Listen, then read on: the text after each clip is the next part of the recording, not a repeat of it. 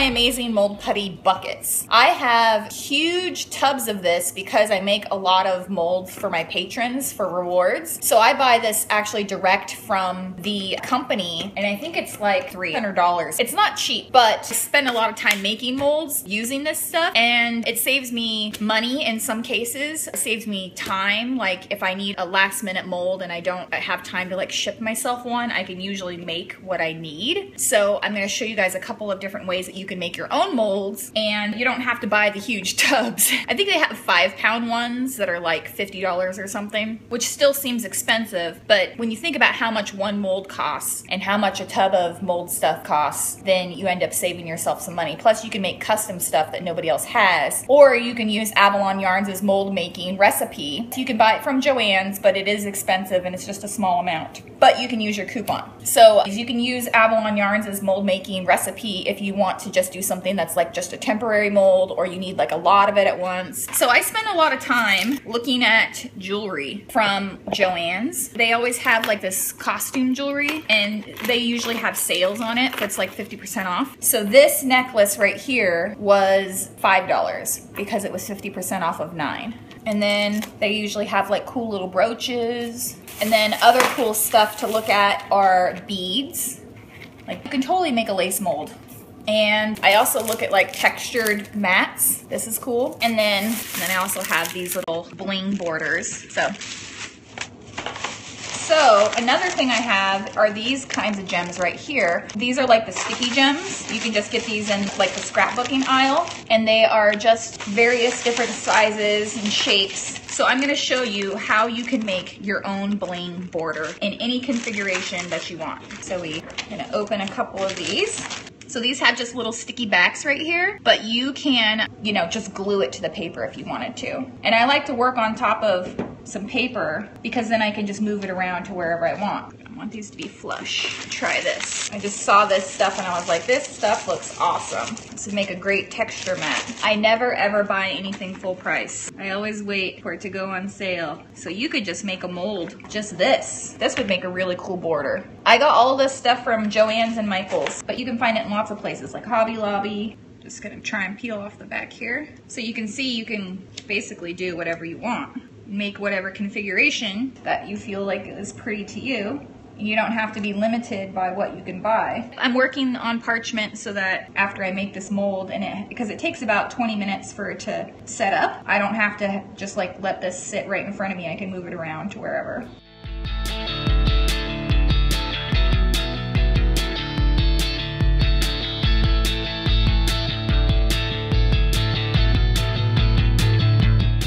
So you don't have to do this, but I do this. It's just a little tiny scale that I use to make sure that I'm even on my mold making material. I'll just take some out. This one's about 4. You can use isomalt on this. I use it for isomalt all the time. I just did an isomalt scope the other day, and I poured some isomalt into some of these molds. Okay. So then you mix it together, equal parts. Yes, you can do hard candy. And then I roll this into a tube, a roughly as long as thing, and I start pressing here, and I just work my way up. And that way I get it evenly across and don't get any bubbles. So I go down the center first, and then I press down on the sides. So that's one way. And then I have this one, which I think is pretty just by itself. So I'm just gonna peel that off, that here. This one I'm gonna do a little bit more because it's a little bit bigger. So let's do 6. And I always try to use the least amount of mold material possible. But this is great for making quick decorations for your cake. The purpose of weighing it is so that I make sure that I have exactly the same amount of putty, because you have to do 50-50, but you don't have to use the scale. Pressing down the center, and then down the sides. Okay, so that's those 2 examples. Clear off some space here. So what happens when you want to mold something like this, I use just wire cutters to kind of cut off the loop because this is just cheap jewelry, so it's pretty easy to cut. So when you have a mold like this, or when you have a brooch, some stuff to think about is if it has holes in it, then you need to seal this onto something so that the mold putty doesn't squish through and, you know, damage the other side. So I have used composite mold. I love composite mold. The only thing I don't love about it is you can't put isomalt in it. Large molds the size of a plate. You might want to use Avalon's mold making material because you can make a lot of it for really cheap and pour it over the surface, and then when you're done you can remelt it. So this is Sculpey clay. This is like a modeling clay that you can use to kind of make your stuff stick. Avalon stuff is like composite mold, except for that you can make it yourself. Okay, so anyways, I've stuck this to the top of my clay, so that way this is not gonna move around. And when I put the mold stuff on top, I can make sure that the mold material doesn't go into all those little cracks and crevices. All right, so that's about, let's do 12. These bigger ones, you need more. 12.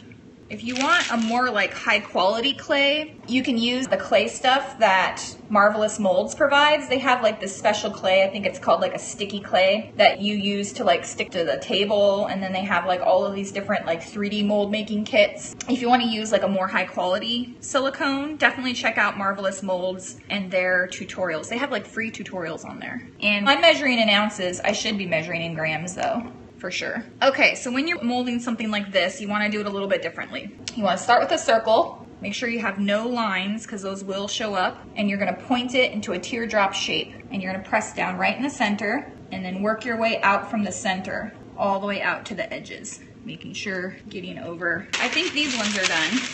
You can kind of feel how firm they are. So you guys ready to see the border? You ready? Ta-da! So now I have this really cool border that I can use around cakes and stuff. I can put isomalt in this, I can put gum paste, fondant, whatever, and yeah, pretty dang fast, huh? And then here's the other one, see? And this is a custom mold that you can, you know, you can make whatever design you want. Pretty cool, huh? You can put chocolate in this, you can put anything in this. Amazing Mold Putty is food safe. So I would just wash these though first before you start using it for food, because especially if it touches the clay, like Sculpey clay is not food safe, so you wanna just like wash this. Make sure it doesn't have any clay on it. Cool, huh? So let me show you another kind of mold to make, which is beads. Okay, so I'm gonna go ahead and roll out a nice long piece of clay, a couple inches wide. So I wanna make a bead mold, and I wanna use these teeny tiny beads, but if I were to try and mold this right now, it would like get all crazy and all of the mold material and stuff wouldn't stick. So we're gonna use some clay to hold everything in place. I want this to be long. I'm gonna cut this and I'm gonna lose some of my beads. I need like a little container so that I can kind of clean off some of the beads off the ends. Just a little bit longer. I like to have longer molds rather than shorter molds. Fabric doily would work. If you guys are trying to mold something though that has a ton of detail in it and a lot of intricate fine stuff that you don't want to lose, I really suggest you use Avalon's make your own mold stuff, because it's pourable and it will get into all of those little cracks and crevices. And it's really good for doing like fabric. You can make your own sequin molds. So this is more for like brooches, beads, things that don't have like a ton of detail. And I'm actually gonna use her tutorial later for a big lace mold that I need to make for myself, so. And you can remelt and use that stuff all the time. So I'm just barely pressing these beads into the clay so that the beads don't move around. You guys get what I'm doing here? I'm gonna line up my bead exactly with the other side so that I can make multiple molds and put them end to end if I want to, and it will hook together seamlessly.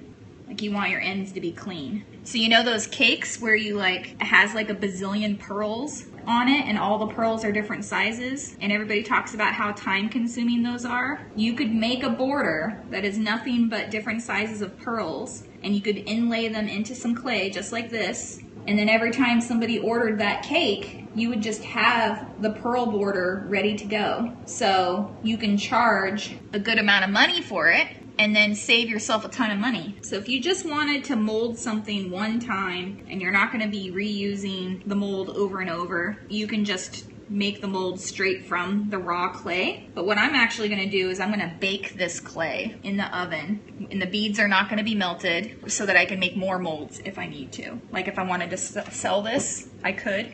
This is a great example of when I talk about diversifying your income. I'm making this mold because I have to anyways, and then I could potentially add this to my store and sell it, and it's a way of kind of doing double duty. It's like I had to make the mold anyways, I might as well sell it, right? The beads won't melt because the oven is only 250 degrees. So I actually do need this mold, so that's why I'm like taking so long. Tons and tons of beads. You can just stick them into the clay and make whatever pearl mold you want. You could also use dragées, making sure my end is nice and flat on both sides. So when I make the molds, it's gonna look like I have like this intricate beadwork all over my cake, but I just made a mold. Hopefully this helps you guys up your cake game. You can't use isomalt in Avalon's recipe because it's like a heat sensitive mold, but you can use isomalt with the amazing mold putty. Okay, I think this is wide enough for me, because this is a nice thickness so that I could use this for a border around cakes, or I could layer it up. So just to make sure that this doesn't fall out, I'm going to just lock in my little strings here on the end with some extra clay so that my strings don't come out. And I'm gonna put this into a cake pan, like so. And then I'm gonna put this into the oven for 20 minutes. Just make sure all my beads are pressed into my clay so that they don't wobble around. And now it's all finished. So now I have this mold. So I can put isomalt in this, gum paste, chocolate, whatever. So this is an example of, this is Sculpey clay right here. It's hard. I baked this in the oven with the jewels on top so that I can remake molds of this whenever I want. So that's why I baked it in the oven. And then I wrote 30 on the back so that I know how much mold making material to use to cover this. So I could bake this in the oven now and keep this if I wanted to. So see, now I can just peel this clay off and I have my one mold, so I can reuse this clay if I want to now. And now I can make some other molds. Like I have this guy.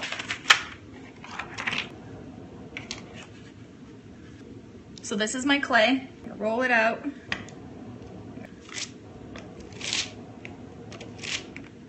See, if I tried to mold these just how it is, then they would roll around. They don't stick very well. So I take off all of the loops. So I have all these guys now individual, like this, and I can go like that, like that.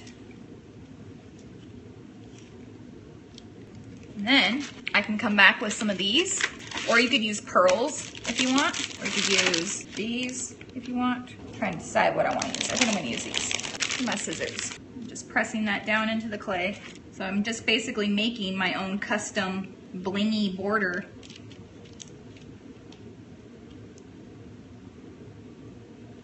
Now I can take my mold putty. I use the scale to just make sure that I'm using equal amounts. Oh, you know what else is good to do? When you're working with jewels and this Sculpey clay, you tend to get like some kind of like film on your hands. So if you come back and just shine up the gems, make sure you don't have any fingerprints on top. So you get as shiny as possible. So I'm gonna put on, let's do 15. 15. So I roll this out. I hope this is gonna be enough. I don't think it's gonna be. I'm gonna add a little bit more real quick. I'd rather have too much than not enough. And press down in the center, all the way through, and then down onto the sides. So this is like a starfish bracelet that I found that I thought it was really pretty. Carefully snip off this end without losing any beads, hopefully. I really like this one. I think this one is super pretty.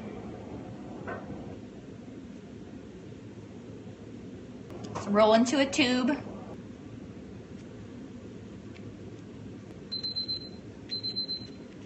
Five more minutes for the other mold in the oven. This one's already done.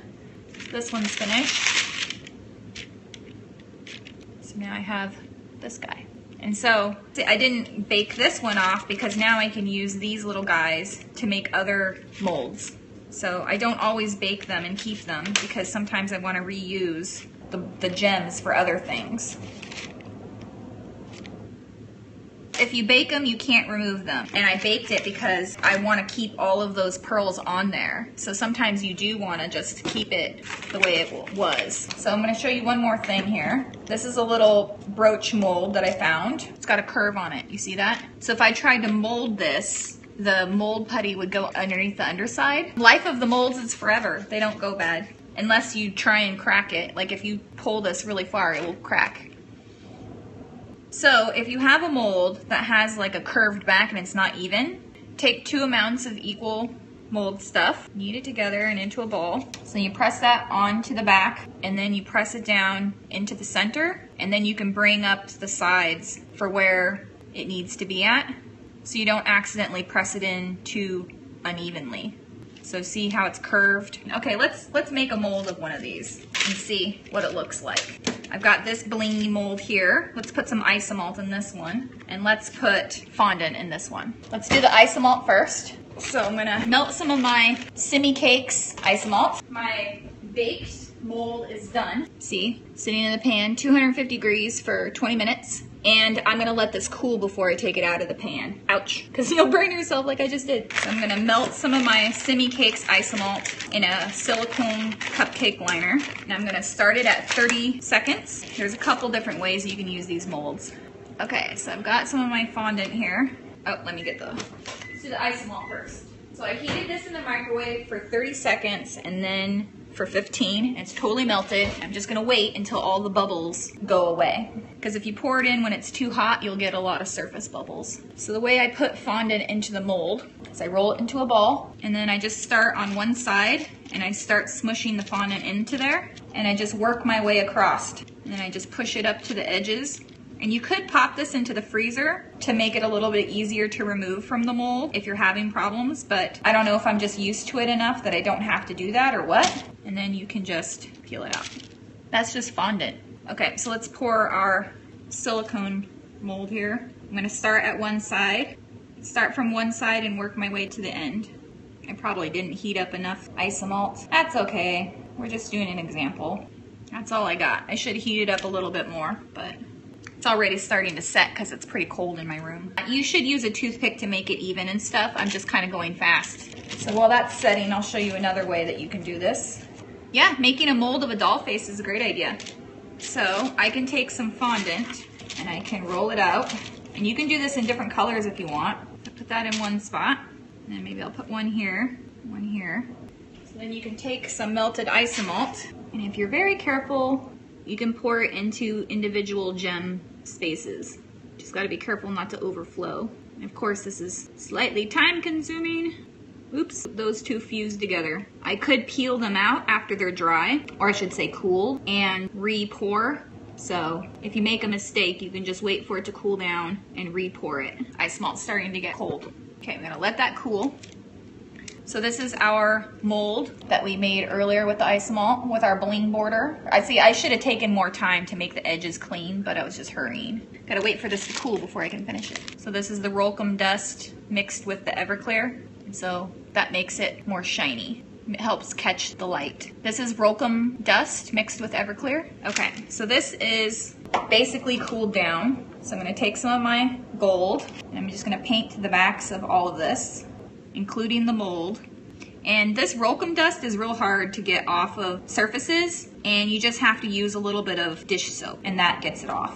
Just get it all in there.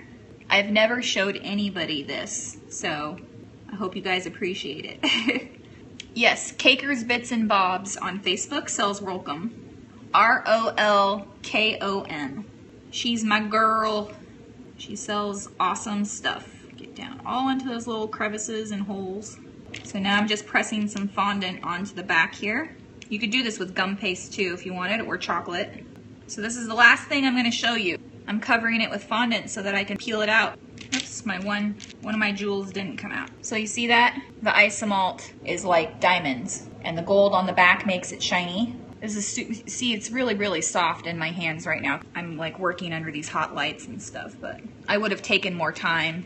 So you don't have to do the fondant, but it's an option. Yeah, you can use isomalt on cookies. So that's a bunch of different ways to use your molds. So who here has not heard of Deco-Gel? Deco-Gel you get from, icing images, and it's basically like gummy bears. So you put this in the microwave for like 30 seconds. It's the Deco-Gel. Let's use it for this one. This was the isomalt one. So this is all liquidy now, and it comes in colors. And it's very similar to using isomalt, right? Except for that it doesn't get rigid. It stays flexible. Ah! Oh no, I overflowed. My bad. It's okay though that it overflowed, because you can just, like, once it cools, you could just peel it up and reuse it. Oh gosh, maybe this isn't the best mold for this one. It's like you need something with ridges so that it doesn't overflow. This one is a lot deeper, so it works a lot better. I'm gonna put this into the freezer to make it cool faster. I guess I could show you my bead mold. It's probably cool now. So here's my bead mold. So a couple of my beads came loose, so I'm gonna use some super glue to get them to stick back, because I really don't want them moving around. Try not to glue your fingers to them, right? That's always the challenge. Okay, so now all my beads are glued down. It's because they're so small. They're like coming out bead together. So there's two parts of the mold material. It's the white and the yellow. You knead it together, okay? So rolled it out into a long tube, pressing down as I go, and then you bring it over the edges.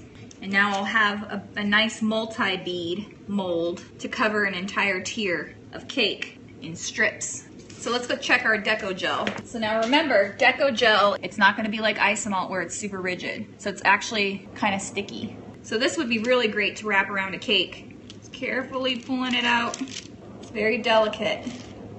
Nope, this won't melt. It does not melt at room temperature. It only melts at like high heat. So unless you're displaying your cake in a microwave. It does great in the fridge. You can put, yeah, it's like a gummy. It actually tastes really good.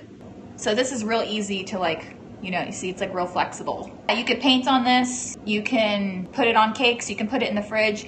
This is more flexible than ice malt because it doesn't crystallize. It doesn't get, you know, cloudy. So it's gonna stay nice and shiny. You could paint the back if you wanted to make it look like jewelry. Just keep in mind that it's a lot more stickier and it's not rigid. You can add color. I would melt it and then add color. So you can add like the dust. It also comes in colors. You can add like, what is it called? It's the shiny pearl dust. You can also remelt it. So you could make like a gem and then you could remelt it. So again, recap. The amazing mold putty you can buy on Amazon. It comes in 1 pound, 5 pound, or yeah, 20 pounds. And you can do it directly on the website, Alumilite. And ice malt I get from Simi Cakes. The gel is from Icing Images. And the gold is from Rolkem. You can buy it from Caker's Bits and Bobs. It is overseas, so it takes some time for it to get to you. And that's about it. Let me just show you guys the multi-bead mold real quick, and then we'll be done. So now I can put fondant in here, like you would do for like a multi-pearl mold. Looks like corn. I'll try and put the links to all these products down in the description of the video too. My hand is all sticky from the gel. So now I have something that looks like a bunch of beads. You guys see that? So now I can layer these on top of each other. Like if I was putting this on a cake, you can layer them on top of each other and it looks like just continuous beads, if that makes sense. So it saves you a ton of time and it's a cool effect. Hopefully you've enjoyed this tutorial and you've learned a lot. I'm Liz Merrick and I'll see you guys next time.